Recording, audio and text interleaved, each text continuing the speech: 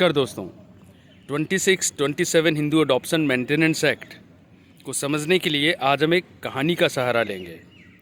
कहानी कुछ ऐसी है कि एक सामो जी हैं और उनकी पत्नी सिमरो जी, दोनों की बनती नहीं है, क्योंकि सिमरो लगातार अपने पति से पैसा मांगती है, वो भी अलग रहते हुए। Section 18 Hindu adoption maintenance act कुछ हालात में सिमरो जी को ये अधिकार भी देता है। अब सामो अगर बहुत ज़्यादा टॉर्चर करते हैं तो डेफिनेटली सिमरो अलग रहकर भी मेंटेनेंस मांग सकती है।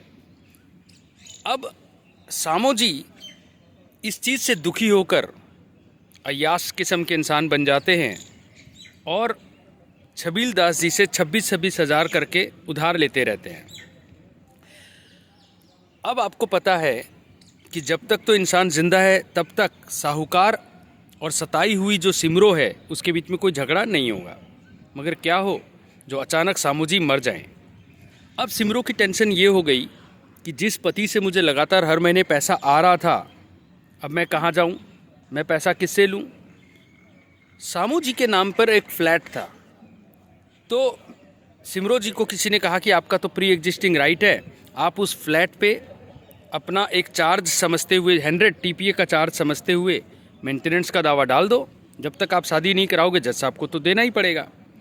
और वहाँ जो साहूकार थे छबील दास, उन्होंने कहा सर प्लीज़ सेक्शन 26 पढ़ें, मैं साहूकार हूँ और ये जो है अब पत्नी नहीं रही सेक्शन 18 की, ये 21 हिंदू अडॉप्शन मेंटेनेंस एक्ट की ज़्यादा से ज़्यादा एक डिपेंडेंट है।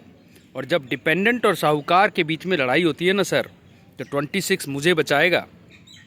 मेरी डेट्स क्योंकि एक्शनेबल क्लेम है, इसीलिए ये पेएबल बाय सामो था, सामो नहीं रहा, तो अब इसकी एस्टेट को बेचकर पहले मुझे दिया जाएगा। बिल्कुल सही, यही आंसर है। याद रखें। आगे बढ़ने से पहले Sadhu Singh versus Gurdwara Sahib 2006 supreme court की जजमेंट पे नज़र गाड़ें। जो सेक्शन 100 TPA है चार्ज क्रिएट करने का, क्या सेक्शन 18 चार्ज क्रिएट करके देता है सिमरो को? आंसर नहीं। 21 में जो डिपेंडेंस की डेफिनेशन है, जिसमें सिमरो अब एक विधवा के रूप में है, तो क्या वो चार्ज क्रिएट करता है? आंसर इज अगेन नहीं। और कई लोगों को गलत फहमी है कि सताई हुई सिमरो के लिए सेक्शन 27 यानी 27 चार्ज क्रिएट करके देगा। आंसर है नॉर्मल रूल है कि ये भी नहीं। हाँ, अगर सिमरो कोर्ट में ये प्रूव कर देती है वादो न तोड़, वादो ना तोड़, अब ये क्या है? WADO। सिमरो अगर ये कहती है कि जो सामो जी थे उन्होंने जीते जी एक वसीयत बनाई मेरे नाम पर और उसमें लिखा कि इस एस्टेट से तेरे को मेंटेनेंस या गुजारा भत्ता मिलता रहेगा।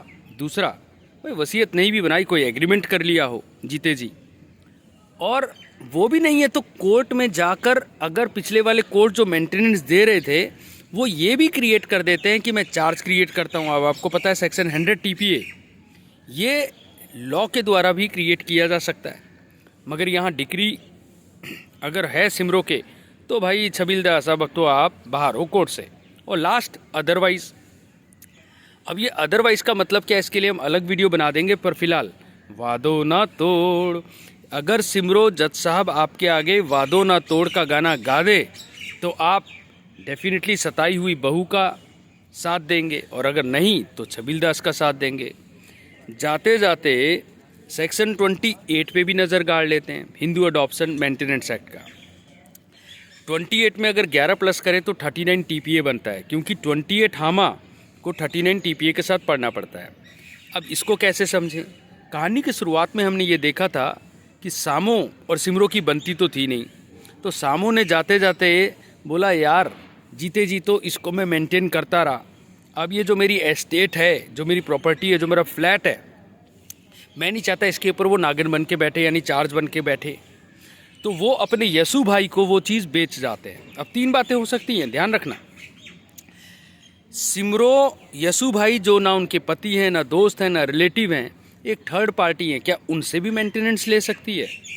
वाह। हिंदू अडॉप्शन मेंटेनेंस एक्ट में अब तक आपने देखा कि अपने माँ बाप से ले सकती है, ससुर से ले सकती है, दादा ससुर से ले सकती है, पति से ले सकती है, बच्चों से ले सकती है, लेकिन यसु भाई तो स्ट्रेंजर हैं, क्या एक स्ट्रेंजर से भी लिया जा सकता है?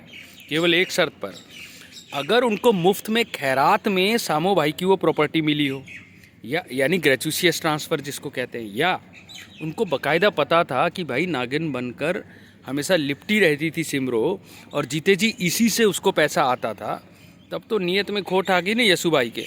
लेकिन अगर यसु भाई थर्ड पार्टी हैं, उनको पता सता नहीं है, बाकायदा बोनाफाइडी ट्रांजैक्शन उन्होंने किया है, तो बोनाफाइडी ट्रांसफरी को तो आप पता है वो प्रिविलेज्ड है, हर जगह हम उसको बचाते हैं और यहाँ पर यसु भाई बच जाएंगे। थैंक यू दोस्तों।